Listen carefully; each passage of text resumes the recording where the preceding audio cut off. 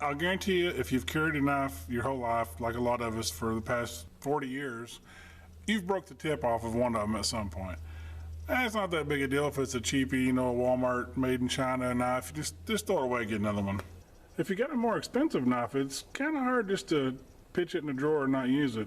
And like, for example, this Benchmade, this is a friend of mine's. I've never owned a Benchmade, but I know a few people that are diehard Benchmade fans, and they really think highly of these knives. I think this one retailed for around $200 when it was new, but it's got a problem.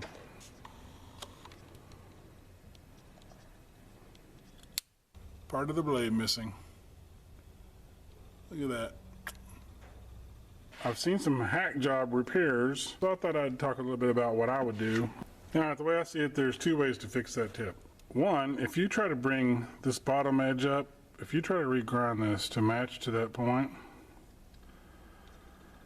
you would never get the finish to look right. The whole end of that knife would be different. It would probably end up looking terrible. But the easy way to fix this, and I think you can do it where no one would even ever know it was broken, is to just drop the point a tad more. We'll remove some metal here, blend it in, and I don't think you'll ever even be able to tell it was broke. Okay, I'll be doing the repair on a knife maker's grinder, but you could do it on other things. The important thing is just do not get it hot.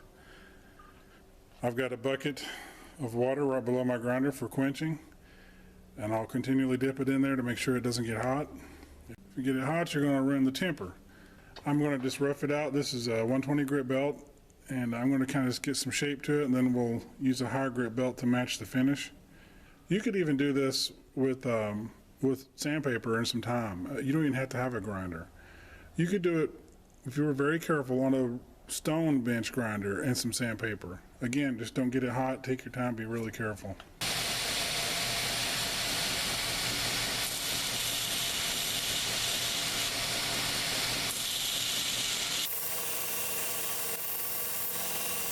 As soon as you reach down, I'm putting it in that water.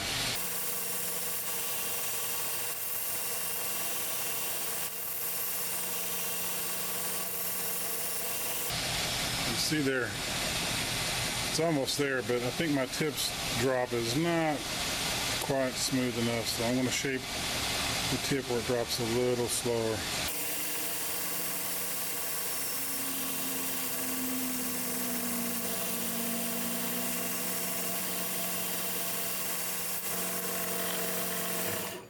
Got the shape about where I want it.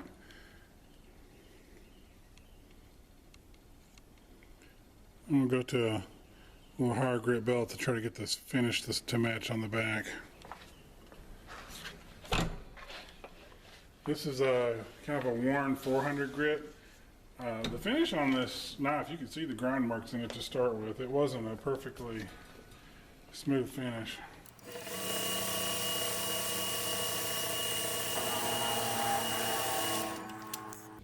Alright, you can see this on the spine. I don't know if it shows up on camera. Where I've worked on it, it's a little too shiny. So I'm going to take some varying grits of sandpaper by hand and try to blend it into the original scratch pattern so you can't even tell that I worked on it.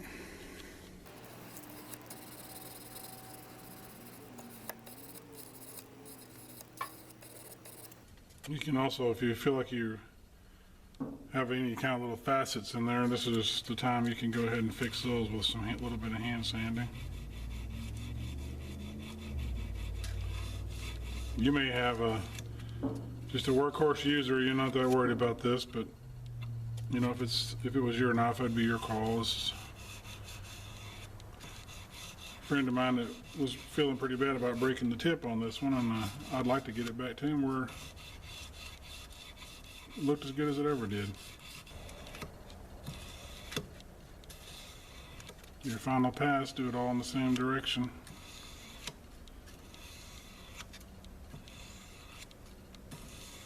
Looks pretty good. I'll see if I can get a close-up. Yeah, there, it's finished. You know, if I wasn't fooling with the camera, this is like a 5-minute fix, so it's not really that big a deal. I think most people would be very hard pressed to tell that anything was ever done to that knife. The finish match is good on the back. The lines don't look unusual. I mean, I think that would pass for a unharmed knife. Can't even tell where it was worked on. So, if you break a tip, don't stress out. Fix it by changing the point. Just drop the point some. Fix it with whatever tools you got. The important thing is just don't get it too hot. Take your time. Hope it helps.